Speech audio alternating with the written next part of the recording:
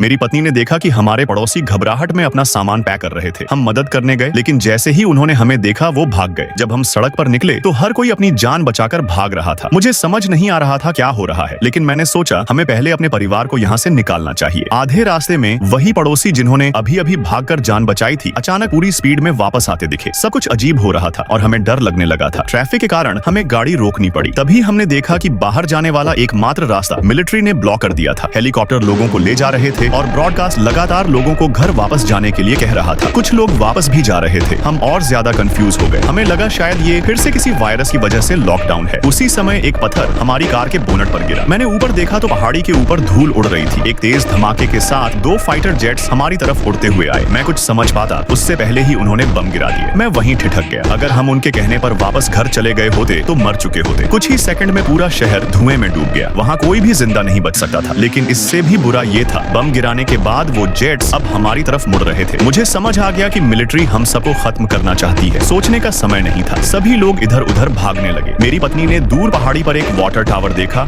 और उसे एक आइडिया आया। हम ढलान पर चढ़ने लगे, तभी जेट्स ने दूसरा हमला शुरू कर दिया। जहां हम अभी थे वहां धमाका हो गया और आग लग गई। मेरी बेटी डर के मारे कांप रही थी। मिलिट्री बिल्कुल रहम नहीं दिखा रही थी। हम भागते रहे। पहाड़ी के ऊपर हमें एक स्कूल मिला। उसमें एक पुराना बेसमेंट था। मुझे नहीं पता था कि वो धमाके से हमें बचा पाएगा या नहीं, लेकिन हमारे पास और कोई विकल्प नहीं था। जेट्स अब और करीब आ चुके थे। मैंने ताला तोड़ा और हम अंदर घुस गए। जैसे ही दरवाजा बंद हुआ, हमारे सिरों के ऊपर एक जोरदार धमाका हुआ। हमें नहीं पता था बाहर क्या चल रहा है। हम बस वहीं चुपचाप बैठे रहे। सौभाग्य से बेसमेंट में बहुत सा एक्सपायर खाना था, जिससे हम काफी समय तक सरवाइव कर सकते थे। हमने हैच को चेन से लॉक कर दिया और बाहर की दुनिया की उम्मीद छोड़ दी। जमीन के नीचे की जिंदगी बहुत कठिन थी। हर दिन हम एक ही बेस्वाद कैन वाला खाना खाते और कुएं का गंदा पानी पीते। कुछ दिनों बाद मेरी बेटी टूट गई। उसने पूछा हम कब तक ऐसे रहेंगे। मेरे पास कोई जवाब नहीं था। मैंने बस इतना कहा, जब वायरस चला जाएगा, जब जिंदगी वापस लौटेगी, तब हम बाहर जाएंगे। लेकिन मैंने कभी नहीं सोचा था कि हम वहाँ 400 दिनों से भी ज्यादा में फंसे रहेंगे। मेरी बेटी हर दिन उस डिवाइस का इस्तेमाल करती थी जो मेरी पत्नी ने बनाया था, जिससे वो वेंट के जरिए बाहर देख सकती थी। हर बार उसे सिर्फ तबाही, जले हुए घर और सूखे पेड़ दिखते। जिंदगी का कोई निशान नहीं था। लेकिन उसने उम्मीद नहीं छोड़ी। एक रात जब हम सो रहे थे, वो सीढ़ी पर चढ़ी, चेन को जोर से खींचा और बाहर निकलने की कोशिश करने लगी। हमने कुछ नहीं कहा, लेकिन हम जानते थे उस रात की आवाज हमें बड़ी मुसीबत में डाल सकती थी।